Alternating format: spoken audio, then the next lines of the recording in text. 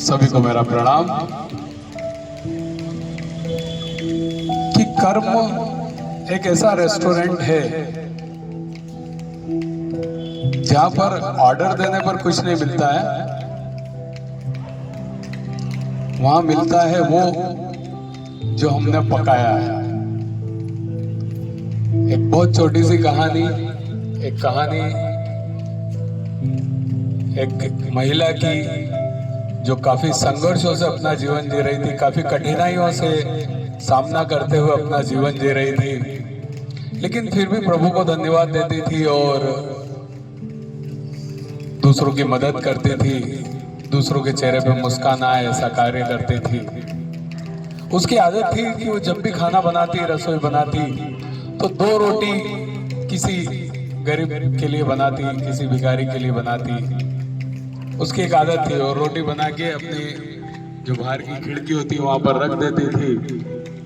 एक भिखारी रोज आता और उन रोटियों को लेके जाता और जाते जाते हर बार भिखारी एक बात वहां पर बोल के जाता और बोलता, बुरा बुरा अपने पास रहे और अच्छा घूम के आए।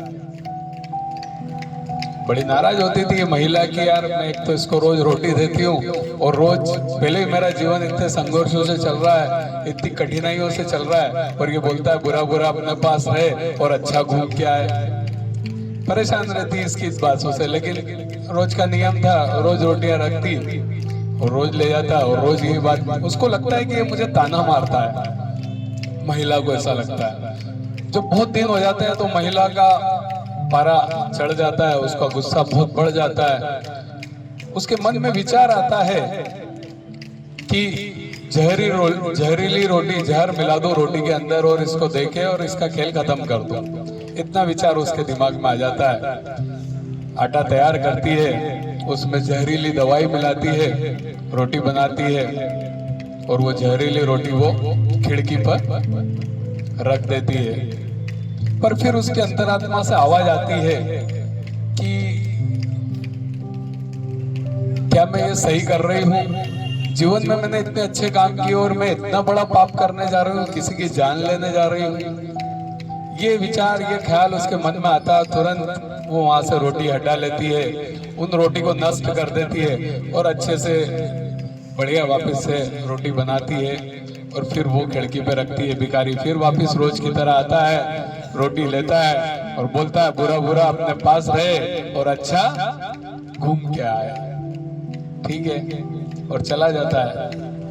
इधर ये जो महिला होती है ये बड़ी परेशान इसलिए भी होती है क्योंकि इसका बच्चा करीब 17-18 साल का बच्चा इसका 2 साल पहले गुम हो जाता है और वो इसके घर लौटने का इंतजार करती है।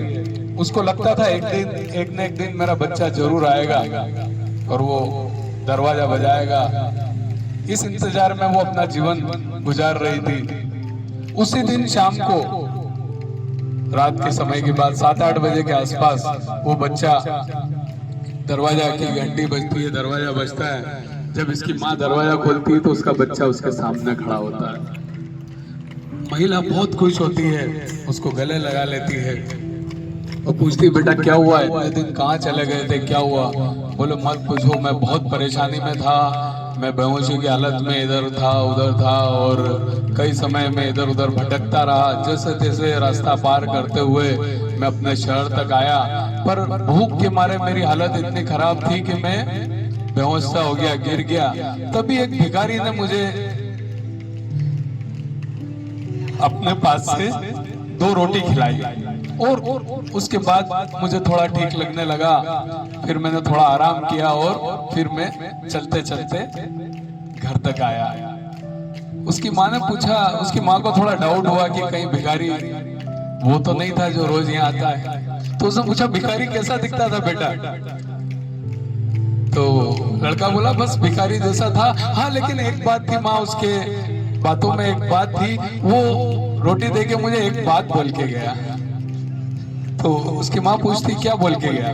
बोले बुरा बुरा अपने पास रहे और अच्छा घूम के आए। उसकी माँ समझ जाती है कि ये वही भिखारी है जो जिसको मैं आज वो 2 जहरीली जहर वाली रोटियां देने जा रही थी और उसको मारने जा रही थी। वो तो नहीं मरता, पर मेरा बेटा जरूर आज मर जाता। तो यही कर्मों की साइकिल है, कर्मों का खेल है।